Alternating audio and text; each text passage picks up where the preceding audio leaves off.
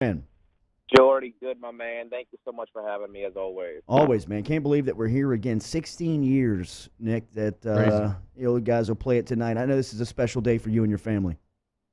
Yeah, we look forward to this game every single year because it allows us to bring back the memory and the joy and all the remembrance of Wally. And it's not too often that you get to see watch videos and kind of remember him in person and hear stories, and that's what we look forward to so much, and we love to do it with the fans of Louisiana and share it with the fans of Louisiana. So we're just so thankful that we have so many supporters of the foundation that come out and support this game every year. Yeah, that's my favorite part of the night is the video tributes to Wally and remembering his play and bringing you back to that time in the box and watching those teams and watching Wally as the face of those teams.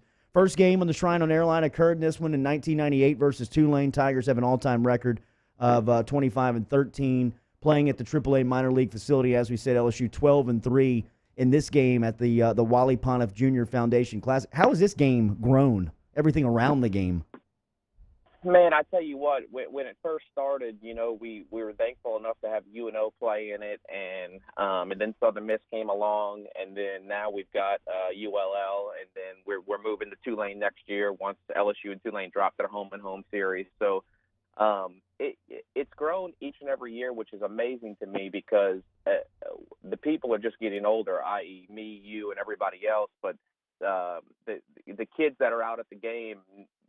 They never saw him live in person. So and that's what the majority of the seats are filled with is kids with wearing his shirt and his jersey. And I think if anything, that's what makes it so special to us is that when you can see somebody's memory and legacy live on to the next generation, to the generation that's never met him, doesn't really know anything about him, but their parents or some supporters in their life are gracious enough to help share the memory of Wally.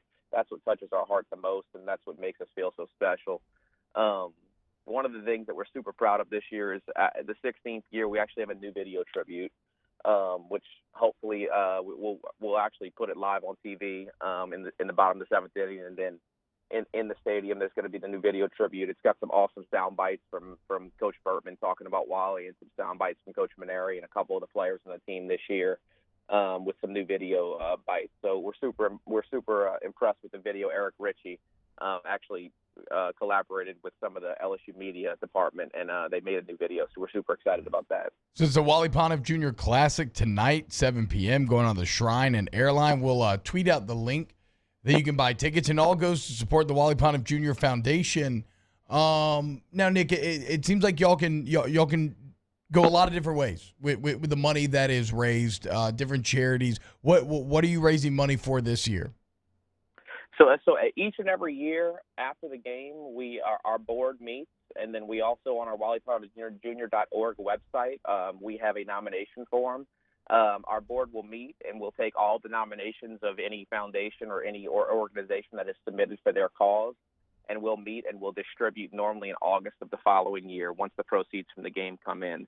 So just to give you an idea, last year we distributed over $100,000 to various organizations throughout the state of Louisiana, some of those being the Bridge House, Grace House down here in New Orleans, which is it helps rehabilitate working males and females that have fallen victim to substance abuse, and it rehabilitates them. It gets them back into their jobs and their careers, and it gets them most importantly back with their families, and it helps them become normal human beings again and being able to cope with their substance abuse issues. Sister Servants of Mary, St. Jude Hospital, we donate every year to St. Jude Hospital because we're super we like to support that cause of helping the sick children and making sure that they get everything that they need. The Congenital Heart Foundation of Louisiana. So like I said, there's about 20 of them from 2018, but we distribute over $100,000 based upon the nominations and those nominations of the board members. Yeah, so LSU actually won, I think, the first 4 matchups against UL in the Pontiff Classic. And yet UL taking last year's game. What's kind of the vibe between, because it's weird. It's kind of a somber but celebratory type of vibe, and it's all for a good cause. But UL and LSU don't always get along. What's the vibe between the Cajun and the Tiger fans that are in the Shrine normally?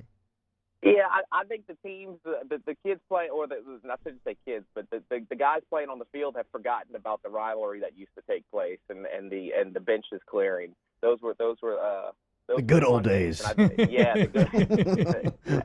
Now everything's so peaceful, which I guess is a good thing. But no, I think I look back to those old days. Man, I'm literally smiling in my car thinking about it. I'm waiting on a coffee's coming out, but anyway, I'm thinking about it when Matt Heath. Do y'all remember when Matt Heath kind of the slide in at home plate and then the bench is cleared and all that kind of stuff? Great. Oh, it was in the old box and it was so hot and stuffy and everybody was just so miserable in the old box because it was so uncomfortable, but it made you get up and yell and scream and cement jungle.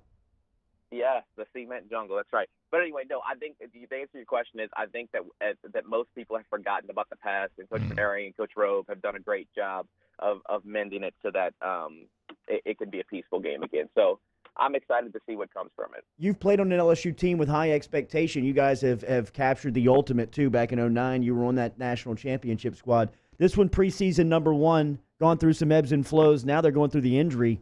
They're getting bitten by the injury bug. What do you think of this team? What do you make of them?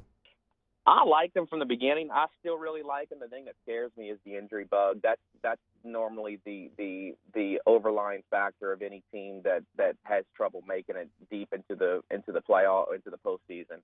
If they can get these guys back healthy again, I still think they're looking for an identity. I think they have the guys needed to make a run at this thing. They definitely have the pitching. LSU baseball under the Maneri era has always been the bats come alive late in the year, and it's been like that since he started. It's always been like that. When the wind starts blowing out to the left, that's when the bats start coming alive. I think two things: they have to come back from injury, so that's got to happen, and it's got to happen sooner than later. And then secondly, they got to find an identity. I think they still some of the older guys in the team need to. They got so many young guys in the team that need to buy into the system still, and so. While we're waiting for those two things to happen, I think those are the two things that can bring them into glory at the end of the year. Great to hear from you, my friend. Tell Mr. Wally and the family hello. We'll see you tonight.